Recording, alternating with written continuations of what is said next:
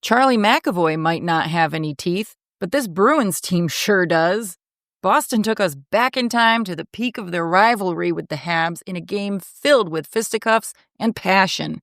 This kind of statement win was the perfect response to their loss to the Sens earlier in the week, and they head home to play the Canes in Boston for the second time, and all signs point to a great game, even if there are new guys in the lineup.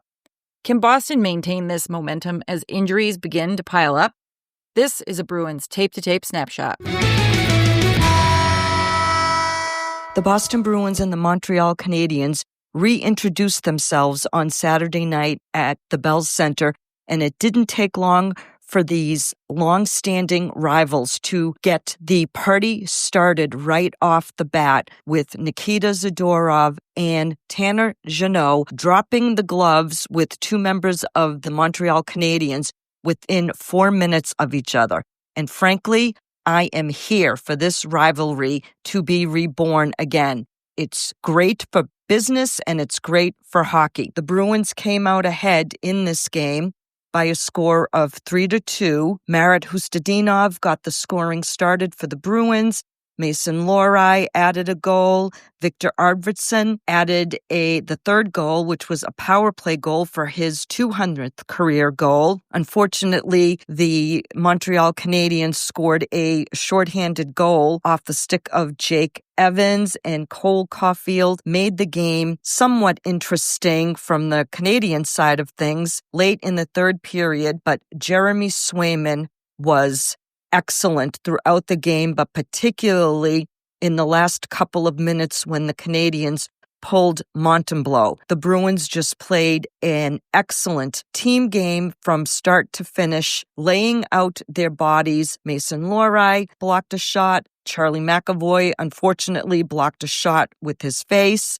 More about that later in this snapshot. The Bruins were perfect on the power play, leaving the Montreal Canadiens 0-4-7. While it's not ideal that you took 7 penalties in a game, I will say that once again, the officials allowed themselves to be duped by not only the diving of the Montreal Canadiens, but also the noise that was coming from the fans and allowing them to make some of the ticky-tack calls that were levied on the Bruins. Be that as it may, the Bruins came away with not only a solid 2 points and a bounce-back victory after losing to Ottawa on Thursday night. The Boston Bruins are now, as we find ourselves on Sunday morning, in first place in the Atlantic Division. The negatives from this game, unfortunately, was the loss of Charlie McAvoy to an injury, and it clearly looked like he took a puck to the face.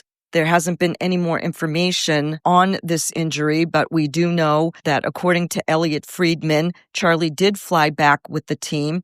The other loss in this game was Victor Arvidsson leaving in the third period with an injury, and he is deemed to be day-to-day, I believe. This was by far the most entertaining game that the Bruins have played this season, and no surprise that it came at the expense of the Montreal Canadiens.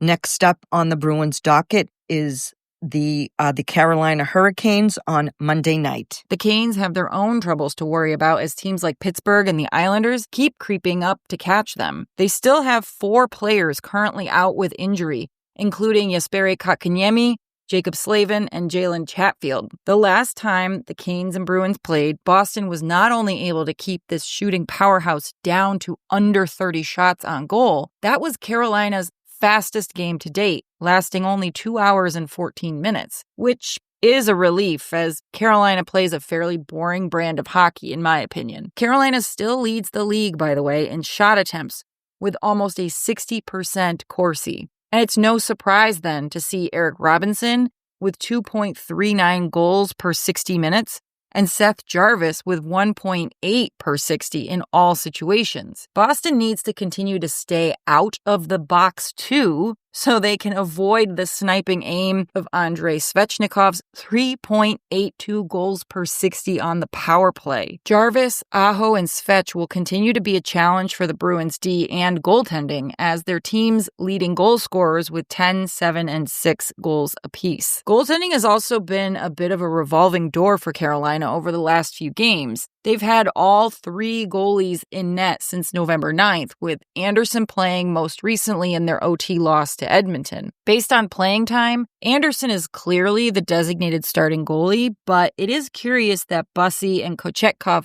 have also had playing time in the last 2 weeks. Then again, with a compressed schedule, maybe the coaching staff is being extra cautious as Anderson is known to be easily sidelined. Assuming Anderson is in net, he is in the back third of the pack for goalies with a minimum of 10 games played, holding on to a 3.10 goals against average and an .886 save percentage. But if you've read this weekend's Check This Data post on goals saved above expected, Anderson is a plus 1.6 GSAX rating, meaning that his goals against average and save percentage might have more to do with the game that's happening in front of him rather than his own performance in those games. Make sure you rate and review the podcast to help us reach more listeners, and tune in weekly to our full podcast available on Apple, Spotify, YouTube, and all podcast platforms.